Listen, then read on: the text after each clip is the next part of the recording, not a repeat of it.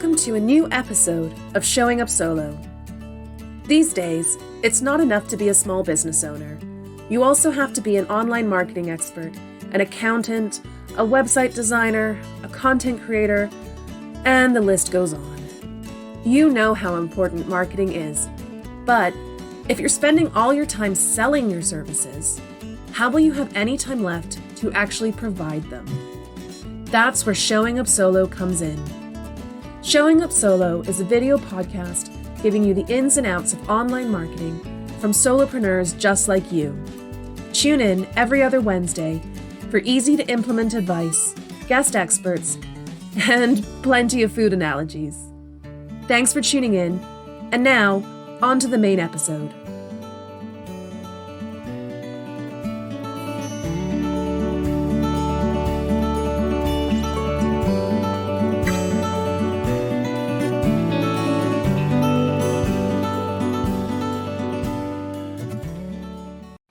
Hello everyone, and welcome back to another episode of Showing Up Solo. Today I am beyond thrilled to be joined by podcast manager extraordinaire, Rachel Botfeld. Rachel, thank you so much for joining me as a guest again, because you've been on before, and that was a great episode. I really appreciate you joining me today. Oh, thanks for having me. I love coming onto your podcast and love your podcast and love editing everything about your podcast. So you always have such interesting guests on, and I really love the way that you explain all your marketing tips and advice for everybody out there, for the solopreneurs out there. I wish I had this podcast when I first started. I will say that, because that means a lot to hear you say that, because that is what Nicole and I, that was our vision, was to be the resource that we wish we had when we started. So I love that. And actually, that brings us nicely onto what we're talking about today, because this is a little bit of a different layout. Today, I really want to just talk about you as a solopreneur, as an online service provider, and your experiences when you first started your business to now with getting your name out there, finding clients, and basically marketing your business. So if you don't mind, Rachel, I would love for you to start by just telling me a little bit about your history, like how you got into being an online service provider and what that was like at the beginning. Yeah, so I started my business in February 2021. I got made redundant because of the pandemic in 2020. I was furloughed for a bit before that happened, so that was kind of like brought me to the summer. And then I kind of had a few months wallowing, like wondering what I was going to be doing with my life. Because a few years prior to that, I spent a lot of my career working in a business with my dad, doing events, and we did hospitality and exhibitions all over the world. And with two children, I mean, they're a little bit older now, but at the time it was a lot of pressure on me and my husband and the family. So I decided that I wasn't going to do that anymore. I was going to find a quote unquote regular job that would not mean so much traveling. So I spent a year working away and studying for a marketing qualification. And then I left working with my dad in like 2019, switched careers to becoming a PA. And that's where I was when the pandemic hit. So I'd already had a career change of sorts that was a bit upending. So this was like another thing for me to think about what I was going to do with my life. And then I came across virtual assistants, kind of Googling what can I do working from home, because as everyone knows who's got children in childcare, it's extremely expensive to have them looked after like before and after school. So most of my wages went on that. So I wanted to find something to give me the freedom to be able to get them to school and back without it costing me loads of money and still be able to earn something. And my husband's got a weird job as well, so he's always away. So it's just me looking after the kids. So I went down the kind of virtual assistant rabbit hole, and with a helpful push from my friend Lisa, well, she's Lisa Murphy now because she got married last year, but she set up her business, like a HR consultancy, around the same time as I started, and she brought me on as a virtual assistant. And within that,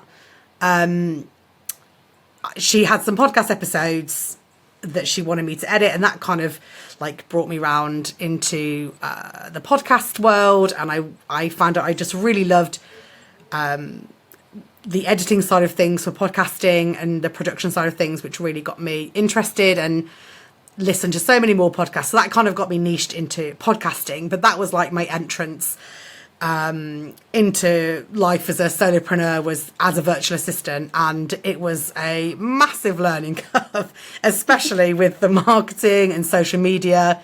I had only really experienced social media from, as a personal aspect, and I'd kind of taken a big step back because I just didn't really share a lot on social media, basically. So it was a massive, new thing for me to do all this marketing stuff, and how was I going to do it? I remember before I started my business, my personal Instagram was just pictures of babies, of my kids, and cake. I would say it was like babies and cake. That's all I used. Babies and cats, mine were. Yeah. And I just, it's a completely different organism when you're using it for marketing. Like, there's a total different, it's like a completely separate part of social media. Like, absolutely, there's people who use it for fun and people who use it for business, and they're like completely different worlds. Yeah, absolutely. It was definitely, using it for business is completely different. Like, LinkedIn was a whole new beast. I felt very intimidated by LinkedIn when I first got on there. I mean, my views to post. Yeah, absolutely terrified. I didn't know what you're allowed to post on LinkedIn. I felt like it was super official, and I was scared to post on LinkedIn. Yeah, because there's going to be those people that go. I mean, there are still people like that now that, well, this isn't Facebook. You can't post on here. I mean, I'm not suggesting I wanted to post pictures of what I was eating for lunch or like in that type of thing, but I was afraid that I wasn't, quote unquote, professional enough. Did I belong on this platform? I mean, I've since learned, and you know as well, that that's not what LinkedIn, and it's definitely not what LinkedIn is now. It's whether it used to be a platform like that and what's people's perception, but I definitely feel like it's not a platform like that. I mean, it is my preferred platform right now. But initially, not knowing anything, going in there blind, it was like I was more comfortable posting for Instagram and Facebook than I was LinkedIn, in terms of how scared I was and what reaction I was going to get from people, if at all. I'm totally there with you. That's that. Yeah. Actually, that's one of the things that inspired me to take a course on using LinkedIn marketing, because I was like, okay, I'm going to find out what I'm supposed to do. And I was pleasantly surprised to find out that, like, it's actually one of the easiest and best platforms to market on. But I was terrified too, so you weren't alone there. I think what helped was when I met you, our origin story on Chantel Davison's VA Copy College. So I started in the February, so I must have come across her because her course started in the June, I think. I'm not sure when. I must have been fairly quickly that I came across Chantel, and I was considering. You were in her, third. I was in her second round, I think. Yeah, I was her third round. Yeah. And I know it finished by the summer, so however long it was, it was finished by the summer. So I was debating prior to changing over to podcasting, which I did decide whilst I was on Chantel's course. So I thought about wanting to be a copywriter. So I dove in and I did the course, and Hannah was the community manager, and that's how we met. But as I said, during that course, I decided I wanted to become a podcast manager, and there was actually another lady there, Linda, that was a podcast manager, did podcasts as well. So that was quite nice. But there was loads of awesome masterclasses, but there was a lady who did LinkedIn, I think, one of Chantal, I'm sure one of the guests, and that really helped me. And I think that course just in general gave me so much more confidence.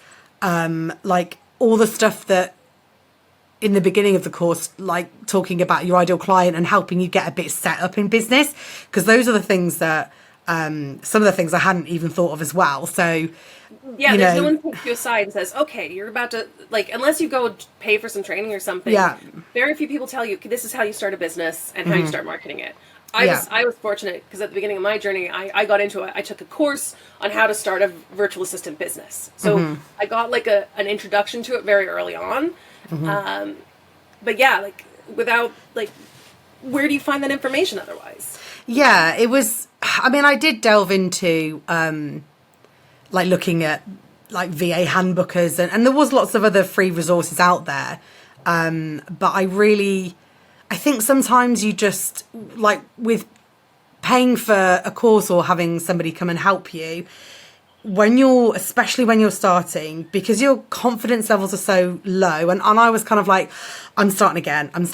Even though I know I wasn't, because I did have all my past skills. I was really felt like out of the game, and I'm starting from scratch, and I want somebody to not validate my work, but I just want a bit of extra support to help, like, you know, because we get to submit our work and then help the review of that. And that really helped me with my confidence and getting the feedback from everyone else, because it was a great course.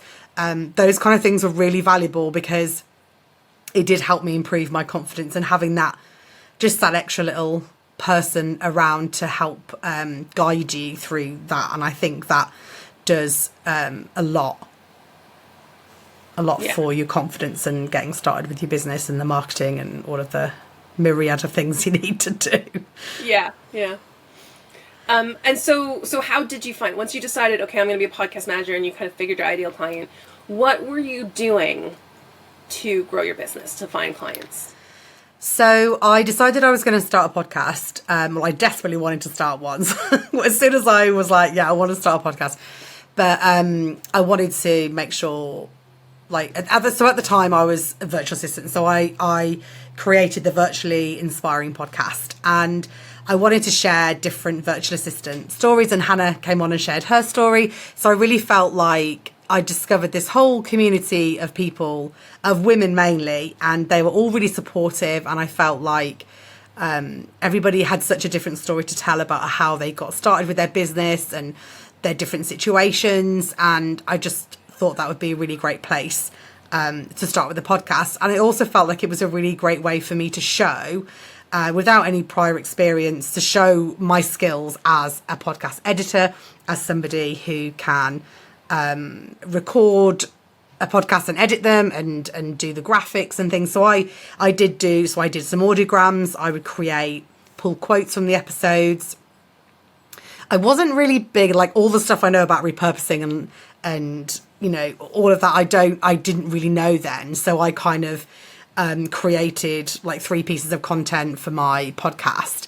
And I wanted that to show people that, obviously, as well as promoting that, to help people see that I was telling stories, that it was a way to attract clients to say, well, actually, she actually knows what she's doing it, so I can do this for you, kind of thing. That was like my whole approach. And I guess I got a lot of my clients from referrals, or, well, you, because I did some associate work with you, because I met you at the course.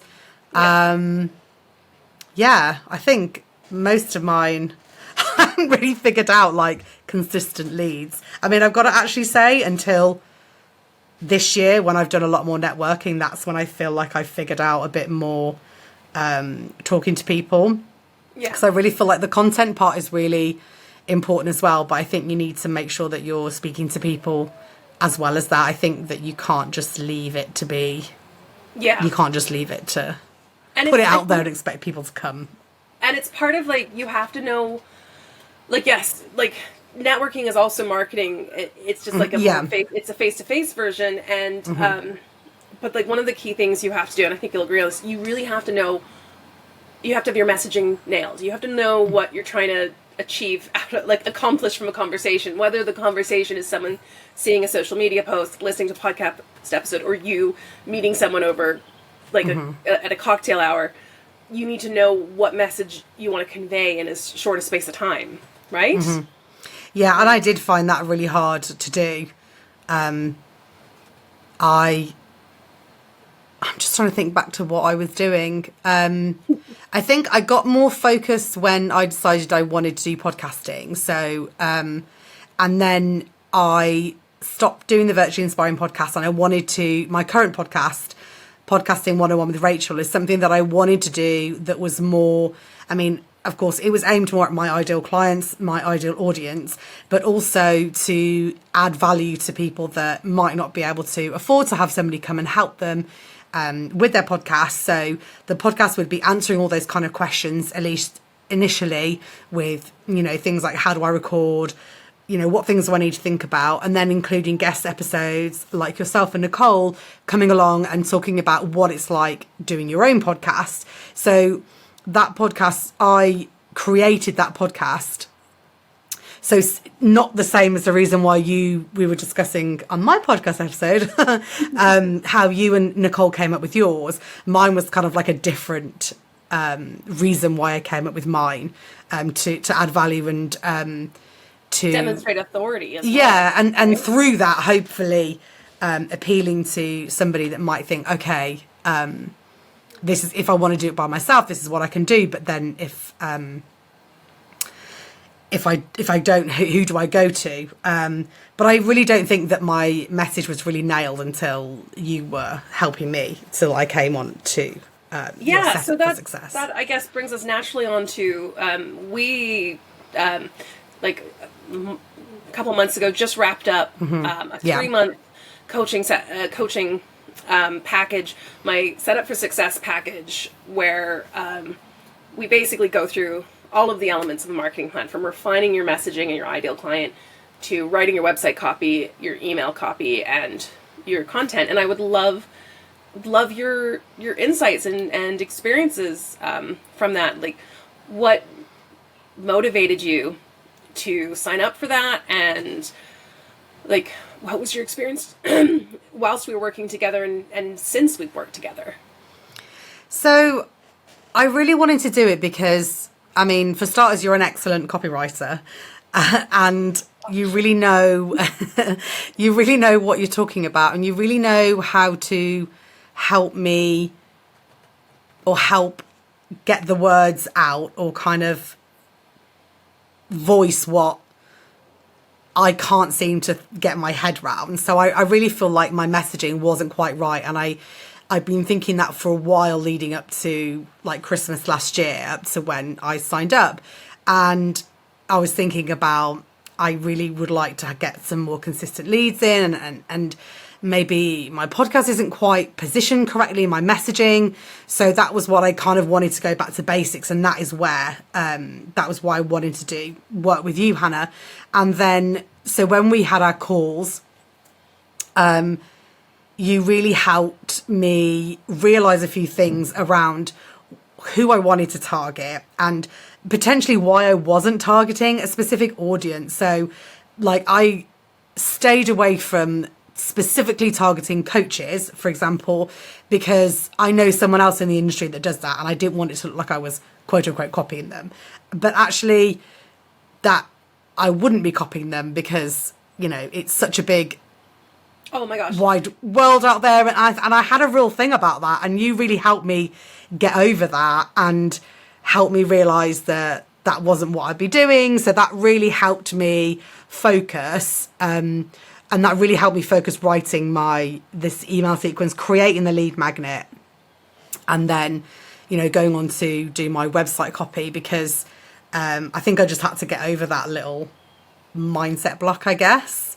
Yeah, I think it's interesting, because that first little chunk, that figuring out your messaging, who you want to work with, and what you want to do, is the area that gets missed the most, either because people don't know to do it, or they're reluctant to do it for whatever reason, whether it's because they don't have the confidence to say, I want this, I want to work with these people, and I want to do this with them, or like, they're like, kind of like, who am I? What right have I got to do this? Or it just feels like, it feels maybe too real. What do you think? Like, yeah, I would agree with that.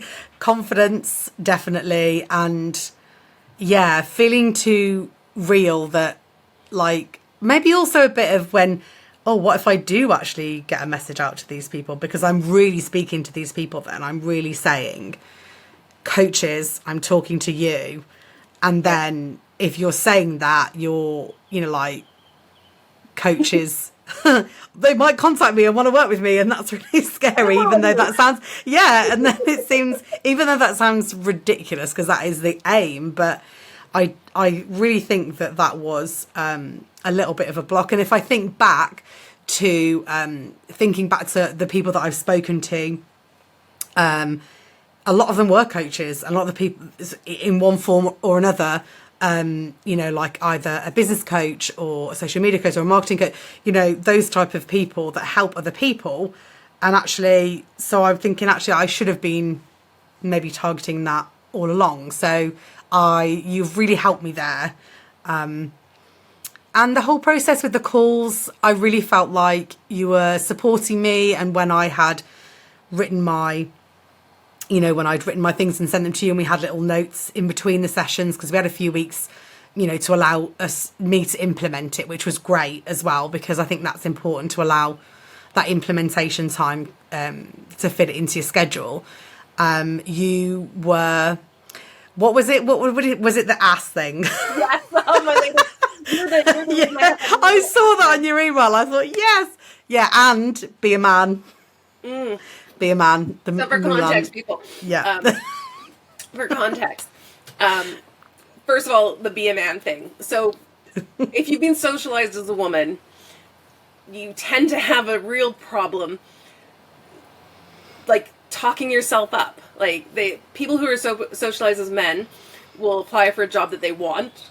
People who've been socialized as women won't apply for a job unless they're overqualified for it. And that's the same kind of thing I found with so many solopreneurs, solopreneurs who I've worked with who are socialized as women, who identify as women, just not, like, selling themselves short, reluctantly, like, I might be a really good person to sort of help you with this, instead of saying, I'm the best in the world. Yeah. So I would always quote that song from the Disney Mulan movie, be a man. I just love that. That is so true, though. That is what I think when I was editing the copy. And it's definitely, I think that analogy is definitely true, because that's how I felt. And I feel more confident now. And I'm so pleased with the email sequence I've got, and the lead magnet, and on my website, which I am working on in Squarespace in the background. I updated some on my new one and my current one, and then I just need to figure out, it's more the design element now than the copy. Yeah. And then one of the last elements was the content bank, and then Hannah talking about how to turn your pieces of content and chop them up into little bite-sized pieces as well. And so just to create, for example, all that evergreen content from my email sequence and my website, and how I can use that to help promote myself as well and get my messaging across. And that will help me be consistent in my messaging as well. Yeah. So that's the really... thing is it's all like, once you figure out your messaging, you can write your web copy. Once you have your web copy, a lot of that can be used as your email copy. And then you can take your email copy and your website copy and turn that into a whole bunch of evergreen content that's used to promote your business. Then you just add in your educational content, your value-added content, and your and you've got it. You've got it. Yeah, exactly. So I could have all the stuff from there will be about me, and then I've got my podcast for my educational stuff, and then social proof, testimonials and things like that you can put out there as well, that we also put on the website as well. But I think that in itself has just helped to make things clearer, and having that kind of support when I first started, I think, because also getting my messaging clearer when I've had a lot more calls with people about their podcasts and what help they might need, having done that work on my ideal client, and we went in really deep, and it really made me think about it. And I have done it in the past, like I did it with Chantel's course, but things have shifted and changed since then. It's been, over a year since I did that. So I think that this is a good exercise to do as a refresher if you're feeling like you're a little bit lost, or perhaps your business isn't quite going in the right direction that you want it to sit down and really rethink about that. But it's really helped me when I'm talking to people on calls, it's just given me more confidence there, because I really feel like I have that messaging clear in my head now, and that we've done the work, and that it's just made it easier when I do speak to people. Yeah, and I think, and correct me if I'm wrong, but I find, because I've done it too. I've done a couple courses where we have to identify ideal client, and I've done the questionnaires and stuff. But I find, if I've even found it myself recently, I've been revisiting this. It's really hard to do it yourself. Like even if someone gives you like a list of questions, because we're not aware of the mental blocks. Like you said, with the mental block about targeting coaches specifically, you probably push that to the side when you're doing ideal client work on your own and just answer, like, avoid it, right? Whereas when we had our conversation, just by having another person there as a sounding board, I could hear the block, and I was like, why? And then I basically, the conversation led to you confronting that and getting a deeper, better realization of what you actually wanted to do. And I think I find it's when you have another person there to just bounce it off and to not let you avoid the tough questions, you get so much more clarity than when you're trying to do it on your own. Yeah, absolutely. Much more clarity than when I've ever tried to do it by myself. And I think that, yeah, having that extra support really makes a difference. Yeah. Well, thank you so much for coming back on the show, Rachel, and for sharing your story as well, because I think it's really important. Nicole and I have shared our stories, but it's really great to have one of our experts come in and also share their personal journey, because one of the messages we want our audience to know is that, you know, you can do this. Like, everyone starts from somewhere to get to where they are. So you might hear someone who sounds like such a pro, but they started somewhere, and they probably started in the same place you did. Before we go, Rachel, do you have any final thoughts, key takeaways that you want to share with the listeners?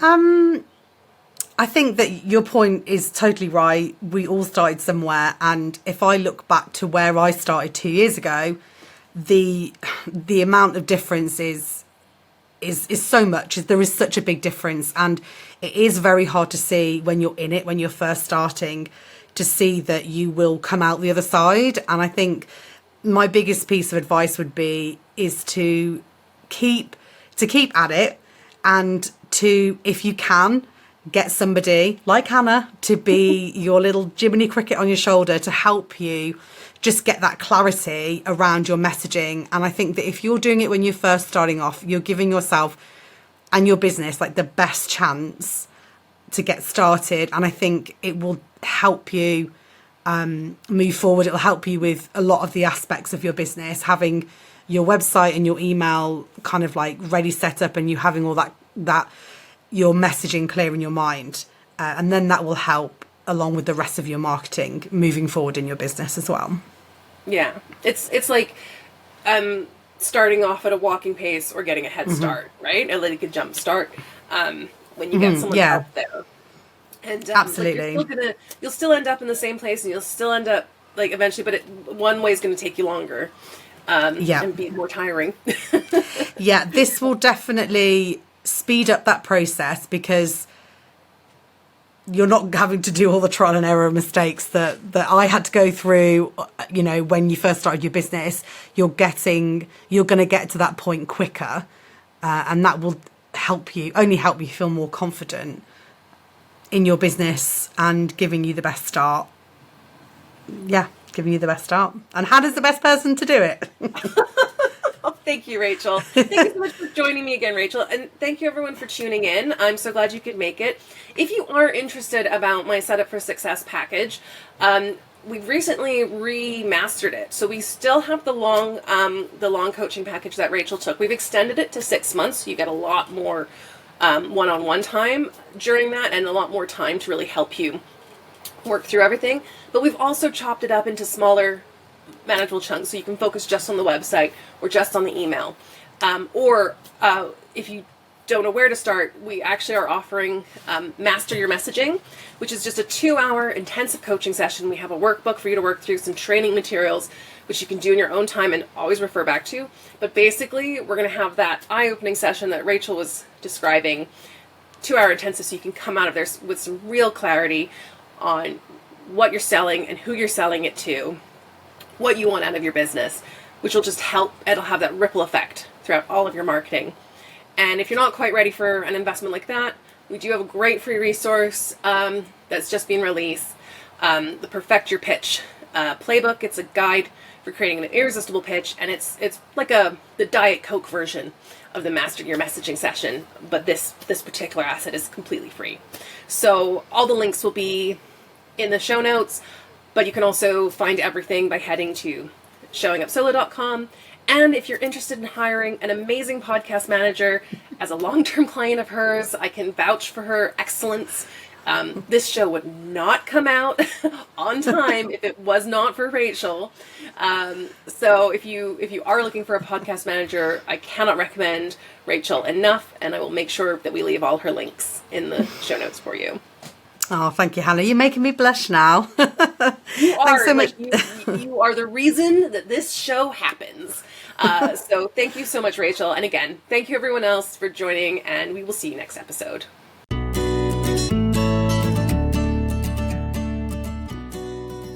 Thanks for listening. If you're a fan of the Showing Up Solo podcast, you can show your support by liking, commenting, sharing, or leaving a review. Want to spend less time on your marketing and make better content? Head to showingupsolo.com to grab your free copy of our Full Circle Content Guide, the same time-saving method we use for creating our own content. Need more help getting your marketing in order? Learn how to build a marketing plan while working smarter, not harder. Our Setup for Success package gives you everything you need to create a marketing plan that is low maintenance, high impact, and perfect for generating consistent leads. Head to showingupsolo.com for more info.